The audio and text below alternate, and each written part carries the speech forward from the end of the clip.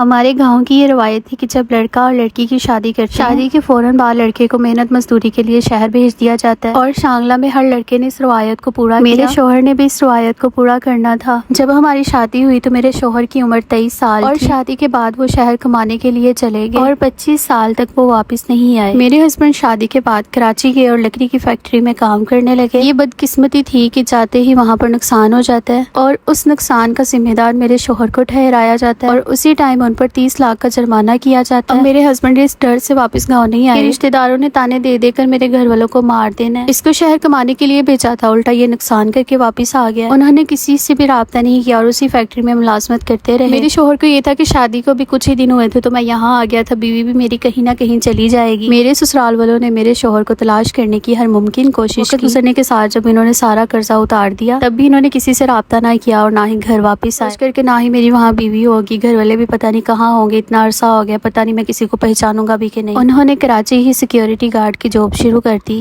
کچھ عرصے کے بعد اسی جاب میں انہیں فالج کا اٹیک ہو جاتا ہے، ہاسپٹل لے کر جاتے ہیں۔ اب جب وہ وہاں اتنا عرصہ رہے تھے تو وہاں کے لوگوں نے کہا کہ کیا آپ کے آگے پیچھے کوئی بھی نہیں ہے؟ تو میرے شوہر نے تب سے لے کے اب تک کی ساری سٹوری اپنے دوستوں کو بتائی۔ اب ان میں سے ایک شخص نے شانگلہ میں ان کی ویڈیو بنا کر بھیجی، وہ ویڈیو اچھی ٹرینڈ میں چلی اور وہ گھومتی گھومتی ان کے گھر والوں کے پاس پہنچی، لیکن اب ان کی عمر 75 پلس ہو چکی۔ جب میرے شوہر کے بھائی نے ویڈیو دیکھی تو انہوں نے کہا کہ میں تو فوراً ان کے پاس جاؤں گا، یہ تو میرا بھائی ہے۔ اب ساری فیملی جا کر ان سے ملتی ہے اور ان کو واپس لے کے آنے کی خوشی میں گلیوں کو سجایا گیا، پھول بکھیرے گئے اور اسپیشل گانا بھی تیار کیا گیا کہ آپ کے آنے سے ہمارے دل کو سکون آیا۔ لیکن اصل خوشی ان کے چہرے پر تب آئی جب انہوں نے مجھے دیکھا کہ میں نوی نویلی دلہن، لیکن میں ان کے انتظار میں بیٹھی رہی اور آج میرے بال بھی سفید ہو چکے ہیں۔ میری وفا، میری چاہت میرے شوہر کے لیے آج شادی کے 50 سال بعد میرے شوہر مجھ سے ملے۔ میرے شوہر نے مجھ سے کہا کہ اگر ایک پرسن بھی میرے دل میں خیال آتا نا کہ تم مجھے چھوڑ کر نہیں گئی تو میں اسی ٹائم واپس آ جاتا۔ میں اب تمہارے پاؤں پکڑ کر بھی معافی مانگوں نا تو یہ بھی کم ہے۔